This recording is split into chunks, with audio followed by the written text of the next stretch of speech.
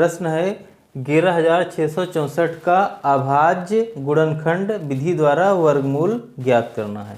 ठीक, तो इसके लिए सबसे पहले मैं बाईं तरफ एक लाइन खींच देनी है इस तरीके से। ठीक, और एक लाइन इसके नीचे। अब यहाँ पे कहा है अंत में है 4 इसमें। ठीक, तो 4 इकाई में 4 है तो ये संख्या पूरी 2 से कट जाएगी। तो यहाँ पे मैं आगे 2 लिखना है, इनको काट देना है, विभाज्य कर देना है 2 से। तो यहाँ पे 2 पंचे 10, 2 पंचे 10, एक बचा 16 हुआ, 2 अठे 16 और 2 तियाँ 6, 2 तियाँ 6 और 2 दूना 4, अंत में आपका आया 2। ठीक, यानी कि ये भी संख्या 2 से कट जाएगी।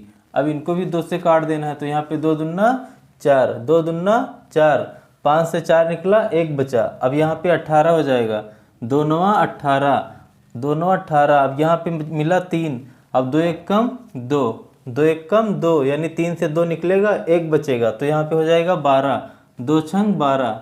ठीक, अब अंत में क्या है 6। अभी ये संख्या 2 से कट जाएगी।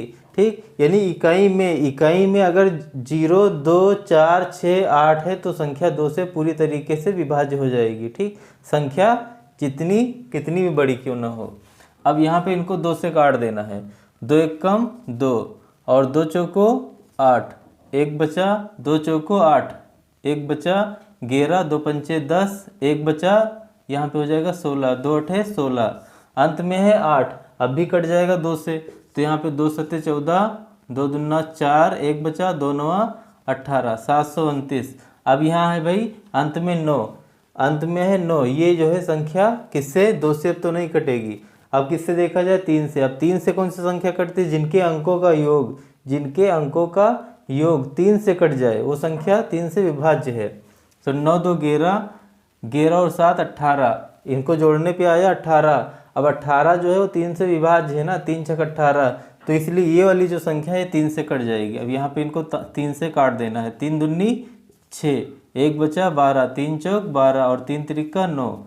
ठीक, अब फिर से देखा जाए 3 से कट रही कि नहीं।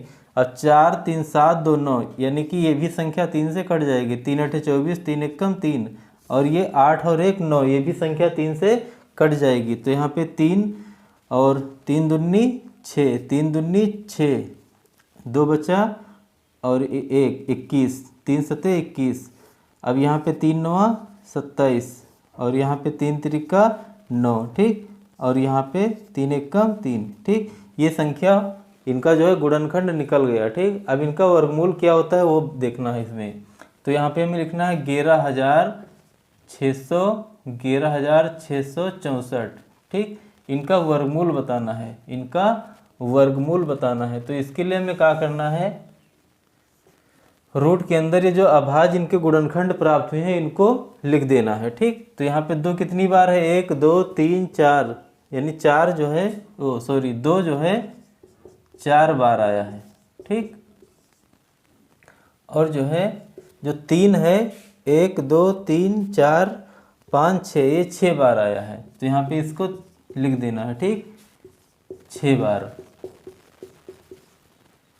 2 2 4 2 6 ये। ठीक, अब क्या करना है, इनको जो है इनका जो जोड़ा है वो बना लेना है। ठीक, समान संख्याओं पे एक पड़ी रेखा, तो यहाँ पे इनका जोड़ा बना, इनका बना जोड़ा और इनका जोड़ा बना और इनका जोड़ा बना और इनका जोड़ा बना। ठीक, अब क्या करना है, हमें प्रत्येक जोड़े से एक संख्या निकाल लेनी है, प्रत्येक जोड़े से एक संख्या निकाल लेनी है। ठीक, अब यहाँ पे जो रूट है अब नहीं लगाना है। ठीक, तो यहाँ पे आ जाएगा 2 और यहाँ पे 2 और यहाँ पे 3 और यहाँ पे 3 और इस जोड़े से 3। ठीक, यानी इस जोड़े से 2, इस जोड़े से 2, इस जोड़े से 3, इस जोड़े से 3, इस जोड़े से 3 आया। ठीक, अब इनको आपस में कर देना है गुणा।